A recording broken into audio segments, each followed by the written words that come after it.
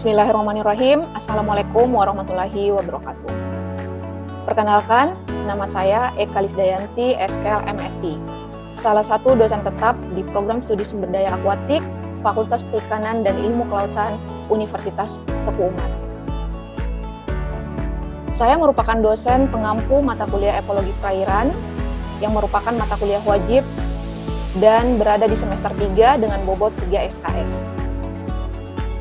Proses pembelajaran pada mata kuliah ini menerapkan 3 aspek. Yang pertama, aspek penyampaian materi, di mana menyajikan beragam materi pembelajaran yang mendorong mahasiswa secara mandiri, sehingga konsep-konsep ekosistem perairan dan interaksi antar komponen di dalamnya dapat dipahami dengan baik. Aspek selanjutnya, aspek interaksi. Aspek ini merupakan kegiatan tatap muka secara langsung melalui diskusi dan perkuliahan antara dosen dan mahasiswa di kelas untuk membedah studi kasus serta menganalisis fenomena perairan secara kritis demi mencapai capaian pembelajaran. Kemudian aspek asesmen merupakan aspek yang fokus pada pemberian terstruktur baik secara mandiri ataupun kelompok yang menilai tentang teknis praktis baik di kelas maupun di lapangan. Mata kuliah Ekologi Perairan mengkaji tentang hubungan timbal balik antara makhluk hidup dengan lingkungan perairan. Materi yang saya sampaikan diturunkan langsung dari capaian pembelajaran atau CPL, program studi yang kemudian dirumuskan secara spesifik ke dalam 3 CPMK. Yakni yang pertama, CPMK pertama, mahasiswa mampu menjabarkan asas dan konsep ekologi dasar. Yang kedua, mahasiswa mampu mengidentifikasi sistem ekologi dalam ekosistem. CPMK yang ketiga, mahasiswa mampu menginterpretasikan kondisi perairan tawar, payau, dan laut. Pemenuhan CPMK ini dilakukan melalui 16 kali pertemuan tatap muka, di mana pertemuan ke-8 dialokasikan untuk ujian tengah semester dan pertemuan ke-16 untuk ujian akhir semester. Pada mata kuliah ini, memiliki tujuan yang pertama, menjabarkan asas dan konsep dasar sehingga mahasiswa mampu menjelaskan tentang ruang lingkup ekologi, asas dan konsep ekosistem perairan, termasuk proses produksi, dekomposisi, serta keseimbangan habitat dan relung.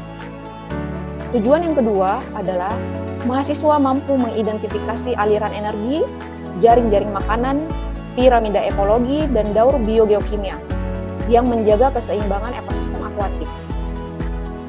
Tujuan yang ketiga, mahasiswa mampu menganalisis faktor-faktor pembatas, indikator ekologi, serta organisasi kehidupan pada taraf populasi dan komunitas perairan.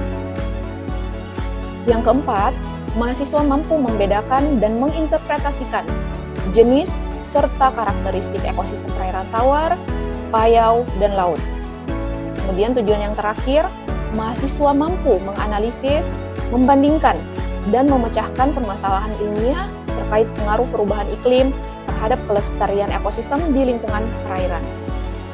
Dari tujuan tersebut, mata kuliah ini akan mengkaji tentang konsep dasar ekologi dan ekologi perairan, kemudian struktur dan fungsi ekosistem, aliran energi dan produktivitas ekosistem, daur biogeokimia, faktor pembatas dan kualitas lingkungan, ekologi populasi dan komunitas, habitat relung, adaptasi serta interaksi organisme, kemudian karakteristik berbagai ekosistem perairan, serta dampak perubahan iklim terhadap ekosistem perairan.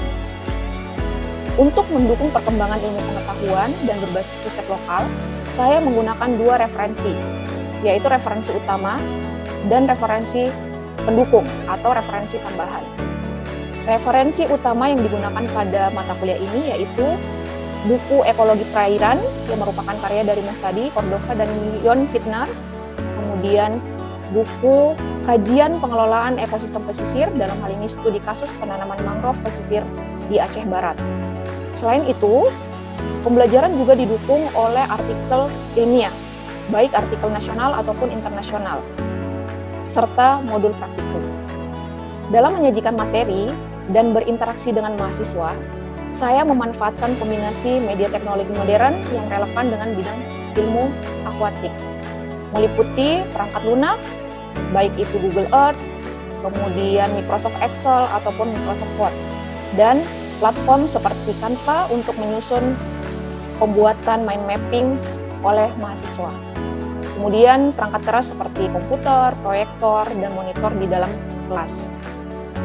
Untuk mendukung kelancaran seluruh proses pembelajaran tersebut, platform digital yang saya gunakan sebagai learning management system adalah website resmi dari Universitas Teguh Umar seperti Pintu dan juga Edlink. Selanjutnya, saya akan menampilkan video proses pembelajaran micro-teaching yang saya lakukan di dalam kelas. Selamat menyaksikan. Baik, bismillahirrahmanirrahim. Assalamualaikum warahmatullahi wabarakatuh. Waalaikumsalam warahmatullahi wabarakatuh. Oh, semangat sekali ya. Berhubung pagi ini kita masuk mata kuliah ekologi perairan, ya. Alhamdulillah tidak ada teman-teman yang terlambat juga. Ternyata semuanya tepat waktu. Beda dengan minggu kemarin, ternyata masih ada yang telat. Mungkin saya tanya dulu, semuanya hadir?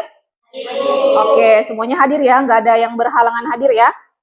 Nah, teman-teman, kita melanjutkan materi kita minggu lalu. Kalau sebelumnya kita sudah membahas tentang ekosistem, hari ini kita akan membahas tentang aliran energi dalam ekosistem perairan. Sebelum membahas tentang aliran energi, teman-teman bisa menggambarkan nggak ekosistem itu apa? Masih pada ingat nggak ekosistem itu apa? Boleh, silakan Wahyuni. Suatu sistem ekologi yang adanya hubungan timbal balik antara faktor biotik sama hubungannya atau biotik. Oke, bagus sekali. Jadi ekosistem, kalau teman-teman masih ingat pertemuan sebelumnya, itu ada makhluk hidup dan ada lingkungan. Jadi ada faktor biotik dan ada faktor abiotik, di mana di dalamnya itu ada interaksi. Jadi tidak hanya berdiri sendiri. Interaksinya adalah energi yang terjadi dalam suatu sistem. Itu. Coba kita lihat dan lanjutkan. Nah, di dalam, kalau kemarin kita sudah membahas sistem ekologi ya, sudah membahas tentang ekosistem. Hari ini kita akan membahas tentang aliran energi. Di mana aliran energi itu akan terkait di pertemuan ke depannya, kita akan membahas tentang siklus materi. Karena aliran energi dan siklus materi itu berbeda ya. Kalau teman-teman sering baca jurnal ataupun sering baca materi, nanti kita akan bahas selanjutnya. Oke, pada pertemuan hari ini, seperti pertemuan sebelumnya, sebelum kita membahas tentang materi bahan ajarnya, kita akan lihat apa sebenarnya capaian yang ingin kita kaji atau capai pada pertemuan hari ini. Pertemuan hari ini kita akan membahas tentang asas dan konsep aliran energi di dalam suatu sistem ekologi. Di mana ketika teman-teman keluar dari kelas ini, kita selesai melakukan pembelajaran hari ini, teman-teman diharapkan bisa memiliki keterampilan untuk menjabarkan jenis ekosistem, kemudian bisa menjelaskan bagaimana tingkat energi dari satu struktur trofik atau level trofik ke level berikutnya, kemudian bagaimana tingkatan itu berpindah, dan khususnya ini kita akan bahas di ekosistem perairan. Itu tujuan kita pada hari ini. Nah, sekarang Ibu akan menampilkan video yang menggambarkan kepada teman-teman seperti apa aliran energi yang terjadi di ekosistem perairan.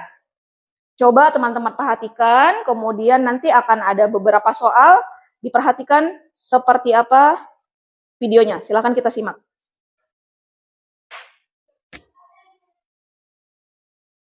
Let's visit an underwater forest in Monterey, California. Kelp grows over 100 feet tall, reaching towards the sunlight above. Its fallen blades litter the seafloor below, providing nutrients for a host of creatures, including these spiny purple sea urchins, which move slowly in search of food. Sea urchins make a tasty meal for this marine mammal. Sea otters help keep the sea urchin population in check. Too many sea urchins will devour living kelp, destroying the forest. We consider otters a keystone species. As active predators, they protect kelp from hungry herbivores like sea urchins. and help maintain diversity and balance in this ecosystem. But we're seeing just one small part of an intricate network. Sunflower stars also prey on sea urchins and may become dinner for a hungry sea otter. But otters prefer abalone and crabs. From the smallest microbes to the largest animals, these species take part in a diverse food web that links more than 1,000 species. The connections in the web represent the transfer of Oke, dari video ini, ada yang bisa memberikan gambaran tidak? Sebenarnya yang dibahas dari video ini itu apa? Ada? Boleh, silakan. Kenapa? Aliran energi bagaimana? Oke. Bagaimana aliran energi itu berpindah dari satu organisme ke organisme lainnya. Betul sekali. Jadi video ini menggambarkan kepada kita sebenarnya seperti apa perpindahan aliran atau aliran energi dari satu organisme ke organisme lainnya. Kalau kita berbicara tentang tingkatan trofik atau aliran energi di dalam suatu ekosistem, artinya kita berbicara tentang level atau tingkatan jaring makanan, gitu ya. Ada yang masih ingat nggak kalau struktur trofik itu apa? Apa dulu yang pertama? Adalah produsen, kemudian konsumen, kemudian konsumen tingkat lanjut, baru predator, kemudian yang terakhir dekomposer atau pemurainya. Oke, kita lanjut ya. Berbicara tentang aliran energi, itu ini teman-teman harusnya sudah paham, sudah ada gambaran sebelumnya waktu SMA kita belajar, kemudian di mata kuliah biologi dasar kita belajar. Jadi tentang energi itu harus kita pahami bersama bahwa energi itu tidak bisa diciptakan. Ya, itu dulu yang harus kita pahami konsepnya, bahwa energi itu tidak bisa kita ciptakan. Kemudian, energi itu hanya bisa berubah dari satu bentuk ke bentuk lainnya. Apa contohnya? Aktivitas fotosintesis. Jadi, sumber energi dari matahari diubah bentuknya oleh si produsen. Dalam hal ini adalah tumbuhan gitu ya. Kemudian, hukum termodinamika yang kedua itu menjelaskan bahwa setiap terjadi transformasi energi selalu terjadi penyusutan atau degradasi energi menjadi bentuk yang tidak dapat digunakan kembali. Paham maksudnya? Bisa ya? Jadi kita akan lihat apa maksud dari hukum termodinamika kedua. Ini dia. Jadi di sini dijelaskan, bisa dilihat semua gambarnya yang di belakang, bisa kelihatan? Bisa ya? Apa maksud dari gambar di atas? Kira-kira.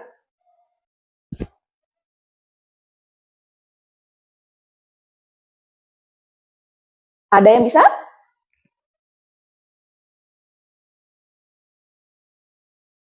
Jadi aliran energi yang dimaksud oleh hukum termodinamika 2 adalah jumlah energi yang ditransfer dari satu tadi organisme, dalam hal ini tingkatan trofik, itu tidak pernah sama jumlahnya.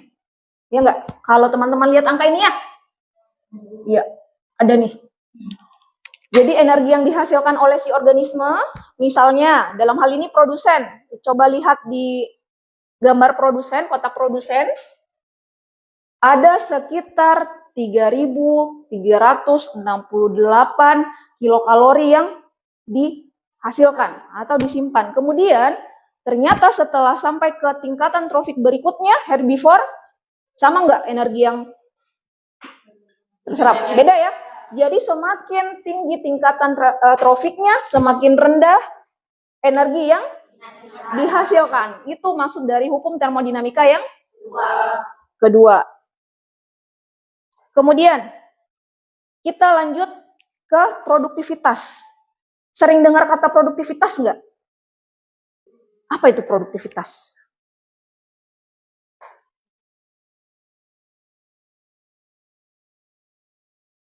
Ada yang bisa? Ada?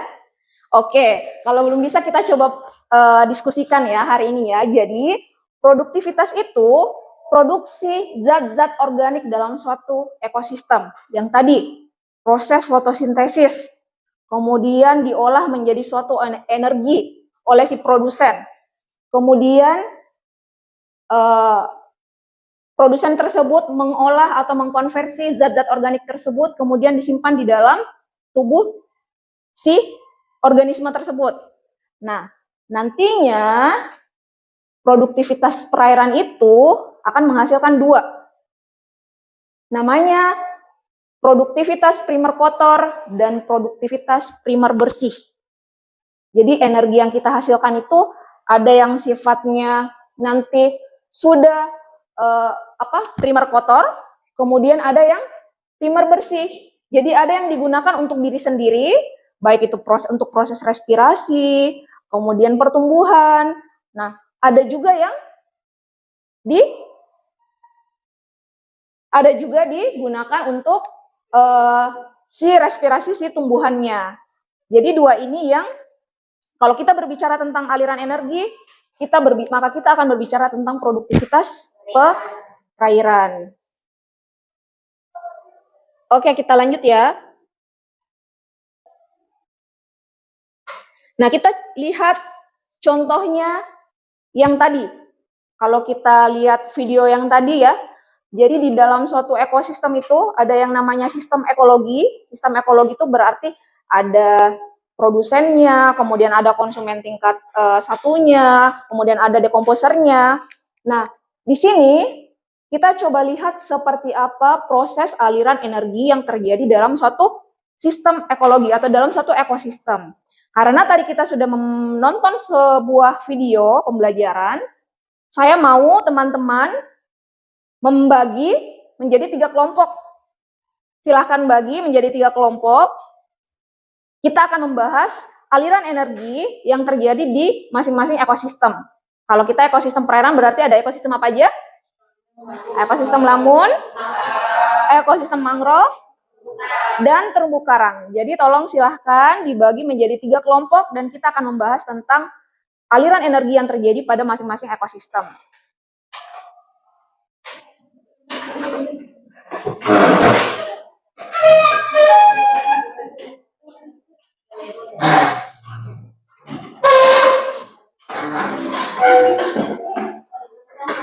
Ayo gabung aja.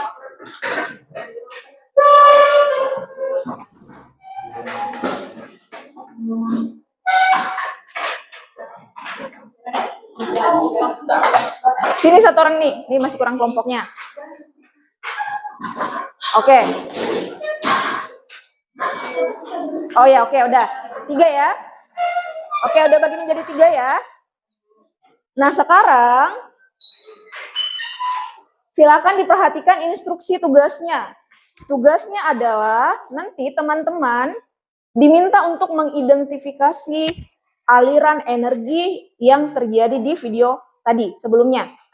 Jadi aliran energi seperti apa yang terjadi di dalamnya. Kemudian digambarkan dalam bentuk mind mapping.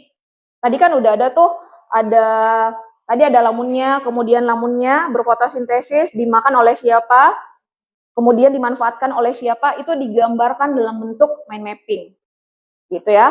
Jadi kelompok ini akan membahas tentang ekosistem terumbu karang, kelompok 2 akan membahas tentang mangrove, dan kelompok 3 akan membahas tentang ekosistem lamun. Silahkan didiskusikan bersama-sama berdasarkan pemahaman yang sudah dijelaskan, kemudian video yang ada. Silahkan diidentifikasi dulu sistem ekologi yang ada dalam ekosistem tersebut apa aja. Silahkan. Nanti kalau ada mau ditanyakan silahkan bertanya ya.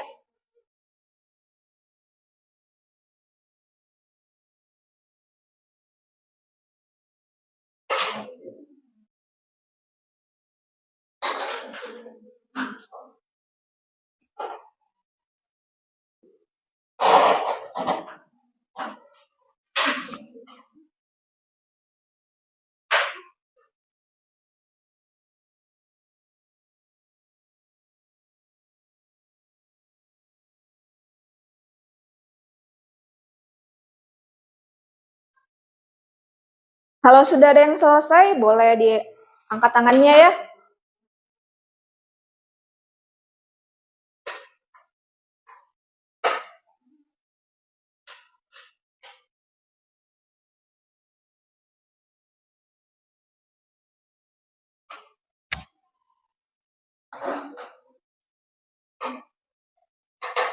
Oke, kelompok lamun udah siap ya?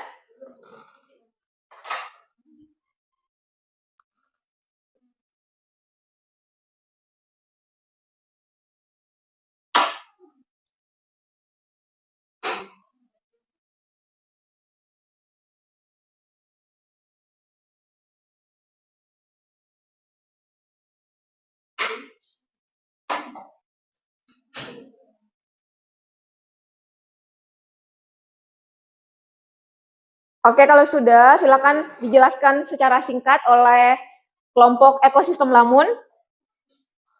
Dijelaskan dulu, apa dulu di dalam ekosistem lamun tuh ada apa aja sih di dalamnya?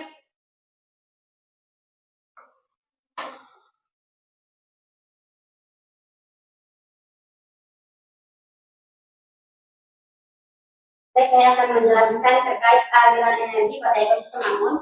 Pertama, pada ekosistem lamun itu terdapat beberapa organisme. Ya. Yang menjadi konsumen satunya itu seperti dugong, Oke. penyu, dan ikan-ikan yang lainnya. Salah satunya itu seperti ikan baronang. Oke. Kemudian ada blue body, kemudian ada ikan lutar. Terjadi aliran energi itu melalui dimulai dengan gugur daun pertama, melalui bahan organik yang terlarut yang nantinya menjadi makanan atau menghasilkan fitoplankton melalui sumber energi seperti matahari. Kemudian terdapat zooplankton dalam fitoplankton, terus ada zooplankton, kemudian ada ikan-ikan kecil sebagai konsumen buah. Kemudian ada detritus. Detritus itu seperti cacing, udang, dan kepiting yang menjadi konsumen satunya. Kemudian ada ikan-ikan sedang sebagai konsumen buah dan ikan besar sebagai predator. Kemudian terdapat bakteri sebagai detritus atau dekomposer. Oke. Atau sebagai zat pengurai dari Oke. ekosistem lamun. Oke, terima kasih. Beri aplaus dulu untuk ekosistem lamun. Oke, kita lanjut ya. Mohon diperhatikan dulu teman-teman sekalian. Jadi setelah dijelaskan oleh temannya pada kelompok ekosistem lamun, itu memberikan kita gambaran bahwa ternyata di dalam suatu ekosistem untuk terjadi suatu aliran energi itu harus ada dulu yang bersifat atau yang memiliki posisi sebagai produsen, yaitu menghasilkan makanan untuk organisme lainnya. Kemudian baru dilanjutkan ke organisme lainnya yang bisa memanfaatkan atau yang memanfaatkan lamun siapa? Si organisme seperti bulu babi tadi, dugong, itu dia ya. Itu sebagai gambaran bahwa di dalam satu ekosistem harus lengkap dulu sistem ekologinya. Supaya apa? Supaya terjadi aliran energi. Oke. Baik, itu saja mungkin teman-teman untuk hari ini. Pertemuan kita sudah membahas mengenai sistem ekologi, kemudian kita sudah melihat dari sekian ekosistem perairan, ada ekosistem lamun, terumbu karang, dan ekosistem mangrove, kita bisa mengetahui bahwa ternyata kalau untuk melihat suatu aliran energi itu harus lengkap dulu sistem ekologinya. Komponen-komponen ekologinya itu harus lengkap. Itu dia. Itu mungkin kesimpulan yang bisa saya sampaikan. Sampai sini ada yang mau didiskusikan, ada yang perlu didiskusikan, ada yang mau ditanyakan mungkin, boleh? Silahkan. Ada? Tidak ada? Sudah jelas? Ya. Kalau misalnya kan Ibu bilang harus ada semua dulu komponen. Misalnya kalau dari salah satu ekosistem itu ada yang hilang. Oke. Apa yang akan terjadi? Pertanyaannya bagus ya. Kalau kita sekarang baca berita-berita, kemudian baca jurnal-jurnal yang terbaru, banyak jurnal-jurnal terbaru itu yang membahas tentang perubahan iklim. Apa kaitan perubahan iklim dengan organisme-organisme? Pernah nggak dengar kalau misalnya dugong udah mulai habis, gitu ya? Atau penyu udah mulai hilang di perairan, gitu ya? Pernah ya? Kenapa mulai hilang? Karena komponen utamanya yaitu dari produsen itu tidak ada. Lamunnya hilang. Kenapa? Karena bisa terjadi karena adanya aktivitas hipogenik. Kemudian yang kedua bisa terjadi karena misalnya suhunya terlalu tinggi, suhu perairan terlalu tinggi, atau efek-efek perubahan iklim lainnya. Jadi kalau misalnya ada satu komponen yang tidak ada di dalam suatu ekosistem, maka akan mempengaruhi komponen lainnya. Ketika lamun tidak ada, maka biodiversitas atau keanekaragaman yang ada dalam ekosistem itu akan rendah gitu. Tapi kalau semakin bagus ekosistem dalam hal ini produsennya, maka akan memperlihatkan keanekaragaman yang bagus di suatu ekosistem itu. Gitu ya. Jadi mudah-mudahan ini menjadi modal buat teman-teman ketika misalnya jalan-jalan ke ekosistem, melihat satu komponen ada yang rusak, itu bisa menjadi bahan evaluasi untuk kita. Oh, ternyata ini yang harus dilakukan kita sebagai orang yang paham tentang lingkungan gitu ya. Itu aja mungkin. Kalau tidak ada lagi, mudah-mudahan minggu depan kita bisa ketemu lagi dalam keadaan sehat ya. Kemudian masih bisa mengikuti pelajaran dengan baik. Kalau misalnya ada di luar kelas yang tidak difahami, boleh dilanjutkan ke dalam grup atau ke dalam LMS kalau ada yang mau ditanyakan. Itu saja ya. Silakan di-download materinya di LMS, di pintu. Kemudian di grup juga akan saya share nantinya. Itu aja, terima kasih banyak. Assalamualaikum warahmatullahi wabarakatuh. Sekian video rekaman proses pembelajaran yang saya lakukan pada mata kuliah Ekologi Perairan, Prodi Sumber Daya Akuatik, Universitas Teguh Umar. Video ini digunakan sebagai salah satu syarat penyusunan dokumen pernyataan diri dosen dalam unjuk kerja Tridharma Perguruan Tinggi. Semoga dengan adanya video unjuk kerja ini bisa menjadi proses pertimbangan yang baik dalam penilaian sertifikasi dosen pada tahun 2026. Sekian, terima kasih banyak. Assalamualaikum warahmatullahi wabarakatuh.